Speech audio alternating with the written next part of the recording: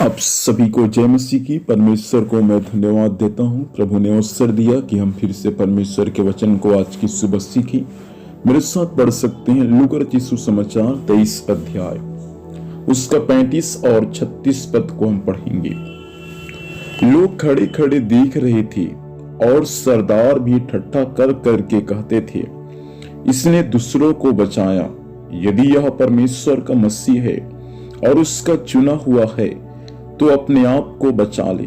सिपाही भी पास आकर और सिरका देकर उसका ठट्ठा करके कहते थे, यदि तू यहूदियों का राजा है तो अपने आप को बचा ले। फिर यहां पर सब प्रभु यीशु मसीह का जब क्रूस पर मृत्यु हो रहा था तो उस समय यीशु मसीह के पास में कुछ ऐसे भी लोग थे जो सिपाही थे, कुछ सरदार लोग थे। वे लोग भी उस वक्त जब यीशु मसीह का मृत्यु हो रहा था उसकी निंदा, उसका अपमान करना, उसको ठट्ठों में उड़ाना बंद नहीं किए। मैं आपसे कहना चाहूंगा इस वचन के अनुसार, निंदा करने वाले, अपमान करने वाले और ठट्ठा करने वाले जो आपके साथ रहते हैं वे जीवन भर आपका निंदा करेंगे। आप उनके नजरों में कितना भी अच्छा क्यों ना काम कर ले, कितना भी उनके नजरों में उत्तम से भी उत्तम काम कर ले, फिर भी वे लोग आपका निंदा करना, आपका अपमान करना बंद नहीं करेंगे। प्रभु यीशु मसीह का जीवन को आप देखिए, जन्म से लेकर मृत्यु तक किसी प्रकार का दोष नहीं था, किसी प्रकार का कलंक नहीं था, किसी प्रकार का ऐसी बातें नहीं था। हर बातों में यीशु मसीह निर्दोष और निष्कलंक था। फिर भी लोगों ने यीशु मसीह पर दोषारोपण लगाया, फिर भी लोगों ने यीशु मसीह का निंदा किया, उसका अपमान किया। और यहां तक कि वो निंदा और वो अपमान यीशु मसीह के साथ कब तक रहा मालूम है? जब उसका क्रूस पर मृत्यु हो रहा था। आपको मालूम है, किसी का यदि मृत्यु हो रहा है और आप उस समय उनके पास में जाएंगे तो उस समय आप उनका निंदा नहीं करेंगे, ना ही उनका अपमान करेंगे, ना ही आप उनको ठट्ठों में उड़ाएंगे, लेकिन आप उनके बारे में भलाई की बातें बोलेंगे जो उसने अपने जीवन में किया।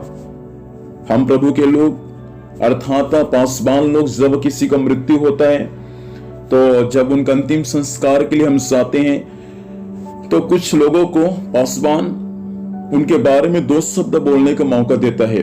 वे उनके स्वभाव, उनका जीवन और उनके सेवकाई के बारे में या उनका काम के बारे में जो भलाई की बातें उनके बीच में रखते हैं, ना कि उनकी बुराई के बारे, ना कि उनकी निंदा, ना उनका अपमान, ना ही उनको ठट्ठों में उड़ाना।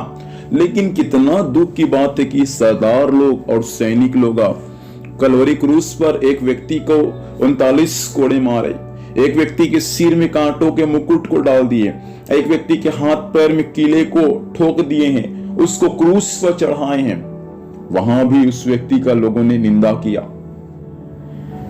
अपमान किया, उनको ठट्ठों में उड़ाया।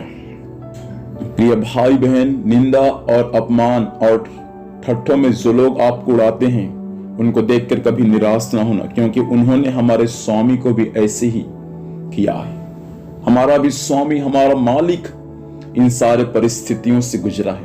उन्होंने कुछ भी नहीं बोला, केवल इतना बोला, परमेश्वर इन्हें क्षमा कर, क्योंकि ये नहीं जानते कि ये क्या कह रहे हैं, क्या बोल रहे हैं। जो आपकी निंदा करते हैं, आपकी अपमान करते हैं, उसके बदले में आपको केवल यही बोलना है, परमेश्वर उन्हें क्षमा कर, ताकि वे किसी का और निंदा ना कर सके। निंदा करने वाले जीवन भर करते हैं, चाहे आप उनके साथ कितना भी अच्छाई करें या कितना भी उनके भलाई का काम करें। इसलिए हमको डरने की आवश्यकता नहीं है। जीवन भर परमेश्वर के वचन को पढ़कर, सीखकर, प्रोत्साहन पाकर मसीह में आनंद के साथ जीवन जीने की आवश्यकता है। आइए प्रार्थना करेंगे। स्वर्ग में विराजमान परमेश्वर, धन्यवाद देते हैं आपके वचन के लिए प्रभु। वचन के अनुसार आपने सभी को बात किया प्रभु, धन्यवाद देते हैं पिता। निंदा और अपमान को सुनकर आपके लोग निराश ना होने पाए प्रभु से, परंतु और भी आप में आनंद के साथ जीवन जीने में सहायता करना। आज दिन भर संभाल प्रभु, आपकी दया दृष्टि सब पर होने में सहायता करना। वचन के अनुसार आशीष दिया, धन्यवाद देते हैं, यीशु मसीहा के नाम से आशीष मांगते हैं, आमीन। प्रभु हमें आशीष दे। आप सभी को जय मसीह की। Praise the Lord.